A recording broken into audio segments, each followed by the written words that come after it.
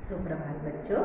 तो हमने पिछले दोहों में देखा कि किस तरह से अलग अलग दोहों में संत रहीम जी ने अलग अलग अर्थ समझाया है और हमें अलग अलग सीख दी है।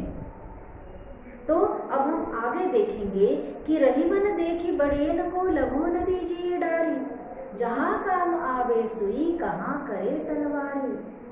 रघु रहीमन देख बड़ेन को, रहीम जी कहते हैं कि केवल हमें बड़े लोगों का, बड़े लोग अर्थात जो धनी लोग होते हैं, अमीर लोग होते हैं, उनका ही सम्मान नहीं करना है, बल्कि उनके सामने हमें किसी जो छोटे लोग होते हैं उनका कभी भी अपमान नहीं करना है। जैसे हम बड़े लोगों का सम्मान करते हैं वैसे ही हमें उसी प्रमाण में, उसी मात्रा में हमें छोटे लोगों का भी यहाँ पर सम्मान आदर करना चाहिए। क्योंकि जिस तरह से समाज में बड़े लोग उपयोगी होते हैं उसी तरह से छोटे लोग भी उतने ही महत्वपूर्ण होते हैं। जहाँ काम आवे सुई, यहाँ पर उदाहरण देते हैं सुई और तलवार का। वे कहते हैं कि जैसे सुई केवल कपड़े सिलने के काम में आ सकती है, वो युद्ध में कोई काम की नहीं है। युद्ध में हमें केवल तलवार ही से युद्ध करना पड़ेगा, सुई से नहीं। मगर जब कपड़े सिलने की बारी आती है तो केवल हमें सुई से ही सिलना है, तलवार से हम कपड़े नहीं सिल सकते। अर्थात जिसका जहाँ पर महत्व है उतना उसको महत्व देना ही चाहिए, चाहे वो बड़ा हो चाहे वो छोटा हो। उसके बाद वे कहते हैं रहीमन निज संपत्ति बिना को न विपत्ति सहाय, बिनु पानी के जलज को नहीं रवि सके बचाए। संत रहीम जी ने बड़ा ही मार्मिक उदाहरण दिया है यहाँ पर। वे कहते हैं कि हमें हमेशा हमारी जो संपत्ति है, हमारा जो धन है वो बचा कर रखना चाहिए। क्योंकि विपत्ति के समय, आपत्ति के समय, संकट के समय केवल ये धन ही हमारा उपयोगी हो सकता है, हमें सहायता कर सकता है। जैसे आपने अभी देखा है कि हमारा ये जो कोविड के वजह से कितने ज़्यादा हम लोग परेशान हैं, आए दिन दुकानें बंद होती हैं। तो ऐसे समय में जिनके पास पूंजी जिन्होंने जमा करके रखी है वो आराम से अपना जीवन बिता सकते हैं, मगर जिन्होंने व्यर्थ में ही अपने पैसों की बर्बादी की है वो ऐसे समय में मुश्किल में आ सकते हैं। इसीलिए उन्होंने कहा है कि धन जो है लक्ष्मी का कभी भी दुरुपयोग नहीं करना है। इस धन को, इस लक्ष्मी को हमें हमेशा संभाल कर रखना है। जितनी हमको आवश्यकता है उतनी ही हमें खर्चा करना पड़ेगा। जैसे संत कबीर जी ने चादर का उदाहरण वे देते हैं कि किस तरह से हमें अपने चादर देखकर ही पाँव फैलाने चाहिए।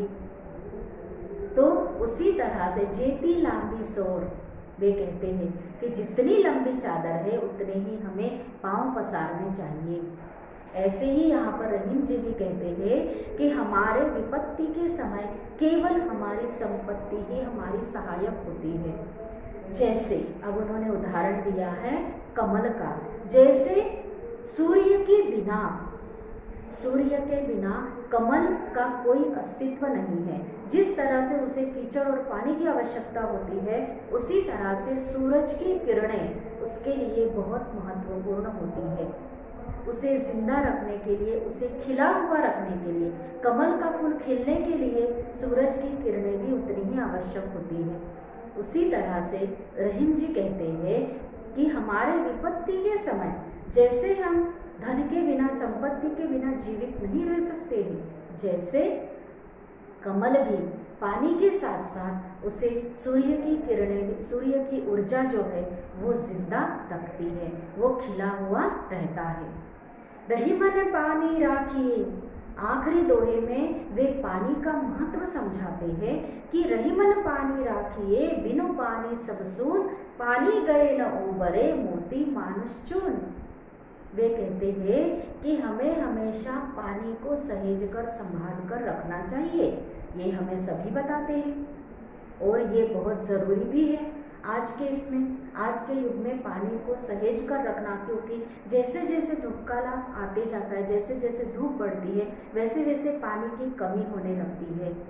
कई कई गांवों में तो पानी की सुविधा ना होने के कारण उन्हें मीलों तक पैदल चलकर थोड़ा पानी दिन भर भरना पड़ता है, क्योंकि पानी हमारा जीवन है, जल ही जीवन है।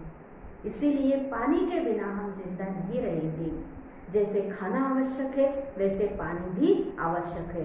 तो वे कहते हैं कि हमें पानी को बचा कर रखना चाहिए। बिनु पानी सब सून, पानी के बिना तो सब कुछ सूना पड़ जाता है। पानी गए न उबरे, जैसे एक मोती, सीपी में जो मोती बनती है वो बारिश की बूंद से बनती है। जो स्वाति नक्षत्र में बारिश की बूंद अगर किसी सीपी में अंदर पड़ जाए तो उससे मोती बन जाता है।